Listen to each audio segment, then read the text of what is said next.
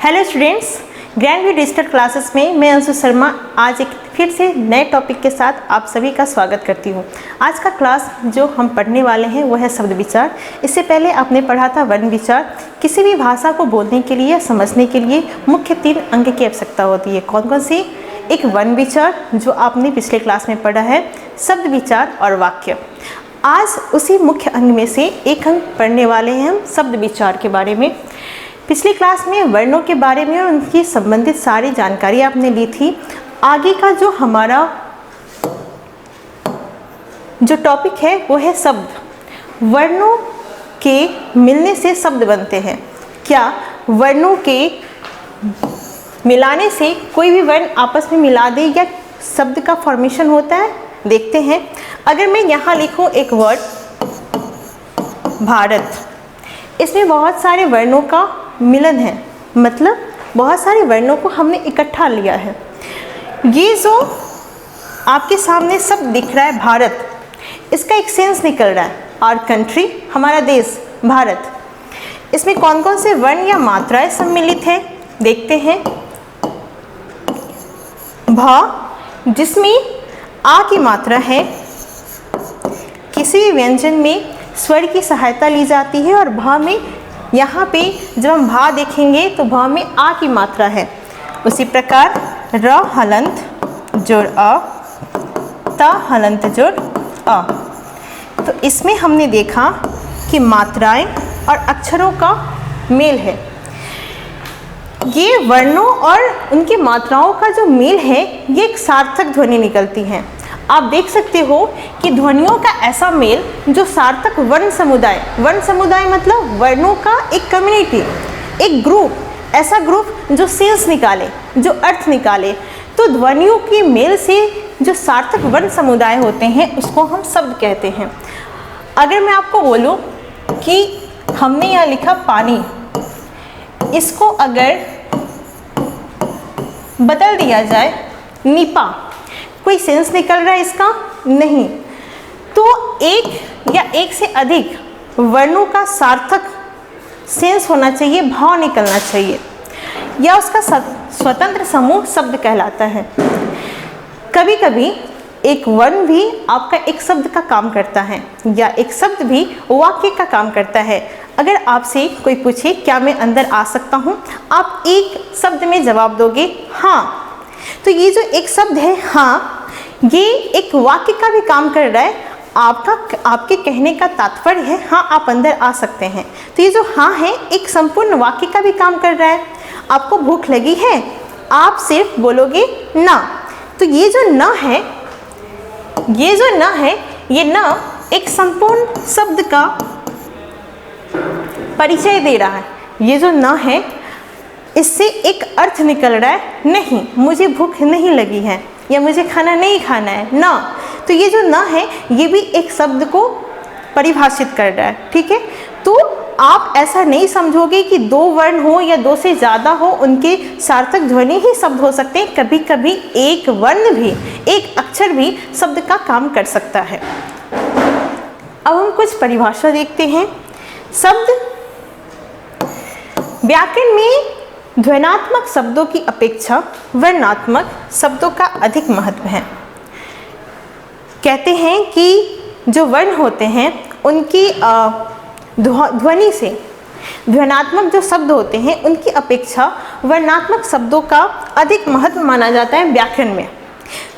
वर्णात्मक शब्दों में भी उन्हीं शब्दों का इम्पोर्टेंस है, उन्हीं शब्दों का महत्व है जो सार्थक हो, यानी जो सेंसफुल हो, जिनके कुछ मतलब निकले, जिनका अर्थ स्पष्ट हो और सुनिश्चित हो।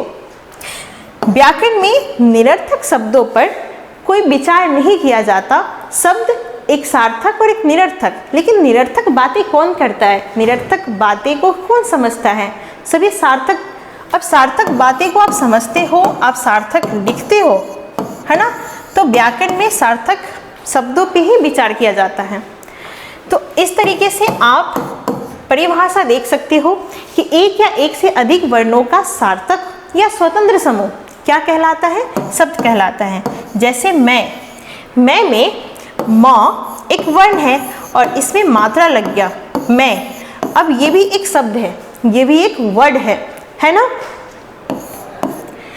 लड़का, ताजमहल, टेबल, कुछ भी, जब भी हम देखें कि ऐसे वर्ड का समूह जो सेंसफुल हो, जिसके मतलब निकले, जिसकी सार्थक ध्वनि हो, वो शब्द कहलाते।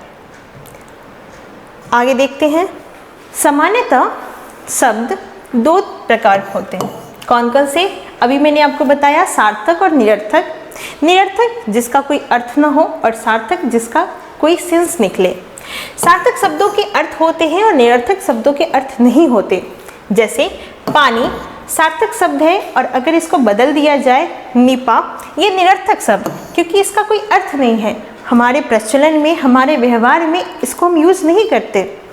व्याकरण में केवल सार्थक शब्दों का वर्णन किया जाता है। निरर्थक शब्दों का वर्णन उसमें तभी होता है जब वे सार्थक बना लिए जाते हैं। यानी निरर्थक शब्दों को अगर आप सार्थक बना लीजिए, कोई ऐसा वर्ड जिसका कोई सेंस नहीं हो, लेकिन फिर भी आप उसको सार्थक रूप में डाल रहे हो या बोलने में प्रयोग कर रहे हो, तब वो शब्द निरर्थक से सार्थक में परिवर्तित हो जाता है। ओके, भाषा की परिवर्तनशीलता उसकी स्वाभाविक है। स्वाभाविक मतलब उसका नेचर है कि वो परिवर्तन होते रहता है। भाषा की परिवर्तनशीलता उसकी स्वाभाविक क्रिया होती है और संस्कृत में अनेक शब्द पाली, प्राकृत और अपभ्रंश से होते हुए हिंदी में आए हुए हैं। इनमें कुछ शब्द ज्यों के त्यों और अपने मूल रूप में ही हैं, जो कि अभी तक नहीं बदले हैं, और कुछ बदल चुके हैं, कुछ परिवर्तित हो चुके हैं। आगे हम देखते हैं शब्द के रूप या उसके भेद।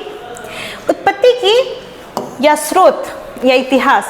आप सभी एक पढ़ते हो उत्पत्ति, दो भी जान लो, क्योंकि कभी कभी सवाल इस तरीके से भी आ सकते हैं कि स्रोत के आधार पे शब्दों के कितने भेद होते हैं, तो आप वहाँ कंफ्यूज हो जाओगे। आपके सामने समस्या आ जाएगी कि आपने तो उत्पत्ति पढ़ा था, स्रोत नहीं पढ़ा था।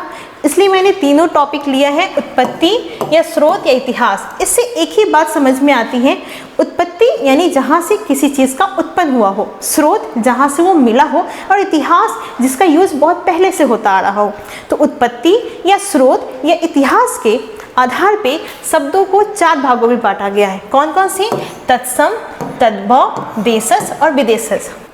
तत्सम शब्द, ये जो तत्सम है ये 2 शब्दों से बना हुआ है, तत् जोड़ सम। तत् का अर्थ होता है उसके और सम अर्थात समान, उसके समान यानी उसके जैसा, एज इट, हूबहू। किसके जैसा? तो आप जानो कि हम जो हिंदी पढ़ते हैं या हिंदी बोलते हैं, इसको बनने में या इसको हम तक आने में बहुत समय लगा था। सबसे पहले वैदिक संस्कृत आई। कौन सी संस्कृत? वैदिक संस्कृत। ये ऐसी संस्कृत, इसको वैदिक संस्कृत क्यों कहते हैं? वेदों में लिखी जाने वाली जो भाषा थी, जो संस्कृत थे, उसको वैदिक संस्कृत, यानी वेदों में जो भाषा लोग पढ़ते थे उठा करके, तो उसमें जो भाषा का यूज किया गया था वो संस्कृत था, उसको वैदिक संस्कृत कहते हैं।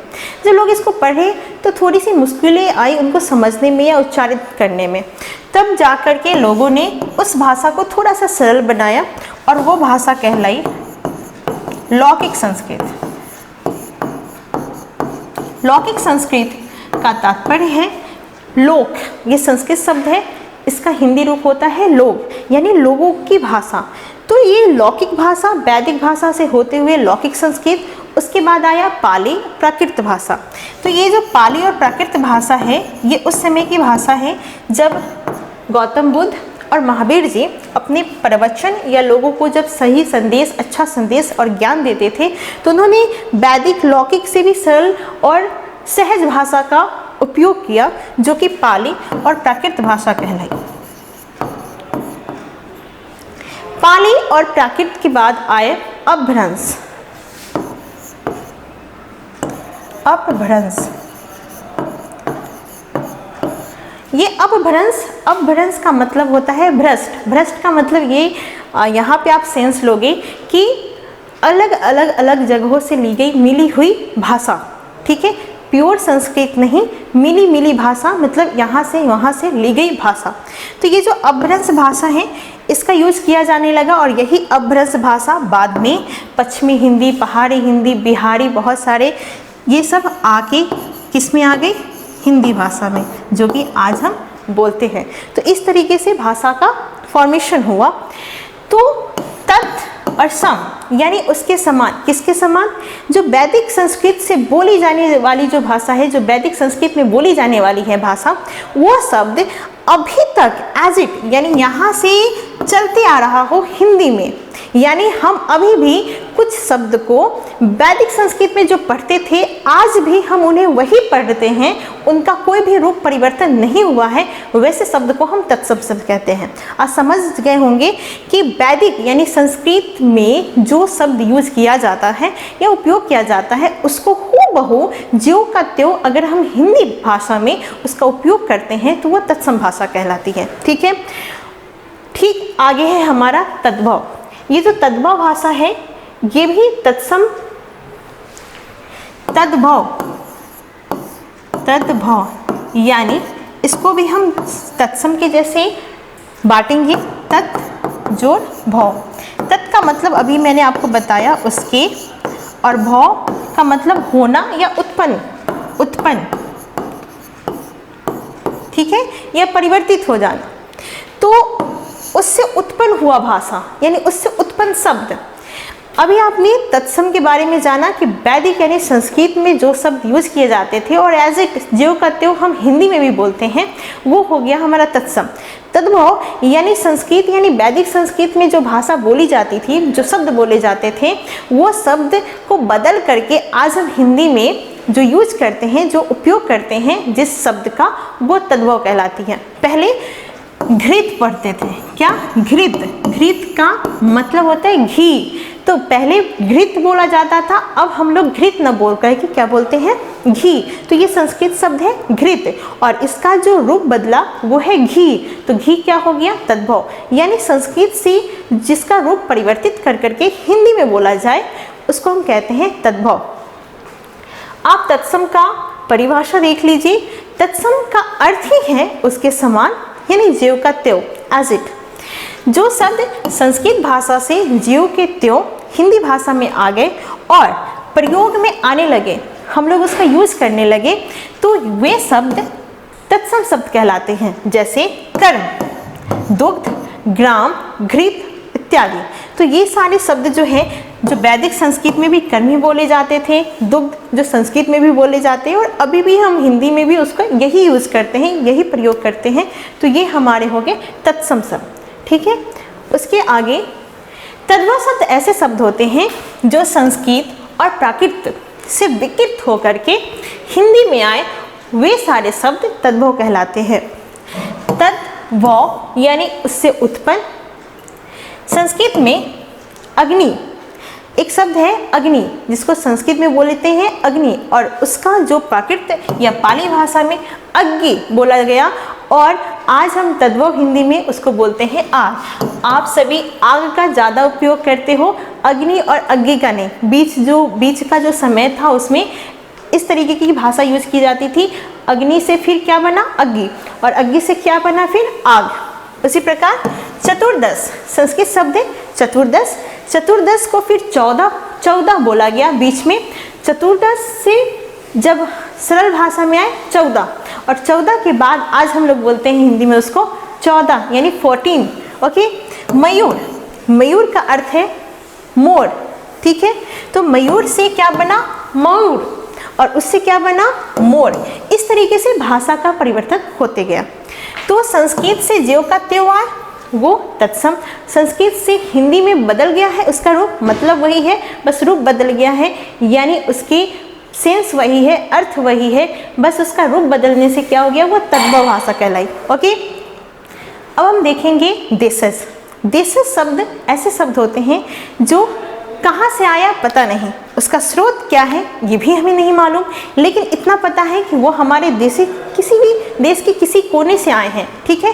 तो देशज वैसे शब्द होते हैं जो बोलचाल या देश की अन्य भाषाओं से ली गई हो, या अन्य कोने, देश के कोने कोने से ली गई हो, वो देशज भाषा है, जो कि हम डेली यूज़ में या अपनी बातों में, अपने वाक्यों में उसका इस्तेमाल करते हैं, वो देशज होता है। जैसे कटोरा, लोटा, खिड़की, ये सारी कहाँ से आए पता नहीं, किस भाषा से आए ये भी मालूम नहीं, लेकिन हमारे देश की ही हैं या हम इसे यूज़ करते हैं बोलने में, ये सारे शब्द हो जाते हैं डिशेस। आगे है विदेशी शब्द, या उसको आप कह सकते हो विदेश शब्द। विदेश का मतलब होता है ज मतलब जन्मा, यानी विदेशों से जो आया हुआ है, ठीक है। विदेशी भाषाओं का जब हम इस्तेमाल हिंदी में करने लगते हैं, विदेशी भाषाओं का उपयोग या उसके शब्दों का प्रयोग अगर हम हिंदी लैंग्वेज में करने लगे तो वो सारे शब्द होते हैं विदेशी शब्द। इसमें फारसी, अरबी, तुर्की, अंग्रेजी, पुर्तगाली, फ्रांसीसी, ये सारे मेन लैंग्वेजेस हैं जिनका इस्तेमाल हम हिंदी में भी करते हैं। तो ये विदेशी शब्द हो गए। क, ख, ग, फ या नुक्तेदार, नुक्ता जो किसी शब्द के नीचे यहाँ ऐसे बना हुआ हो, इसको बोलते हैं नुक्ता। तो ये जो नुक्तादार उच्चारण होते हैं, ये नुक्तेदार उच्चारण और लिखावट को हिंदी में सामान्य रूप से वे नुक्तादार यानी नुक्ता हटा करके आप उसका यूज करते हो, ठीक है। या उसका उच्चारित किया जा सकता है या उसको लिखा जा सकता है, उच्चारण में या लिखने में हम उसका प्रयोग करते हैं। जैसे कीमत, कीमत में अगर अरबी भाषा में, अगर अरबी लैंग्वेज में कीमत को लिखना हो कीमत, तो यहाँ पे नुक्ता क के नीचे लगाते हैं, ठीक है। अगर इसी चीज़ को हिंदी में लिखना हो तो नुक्ता को हटा दीजिए, वे नुक्तादार हो गया। तो ये जो कीमत है, ये कीमत हिंदी भाषा की शब्द है। वैसे खूब, खूब, तो ये खूब में भी ख के नीचे नुक्ता लगा हुआ, ये फारसी शब्द है, ठीक है।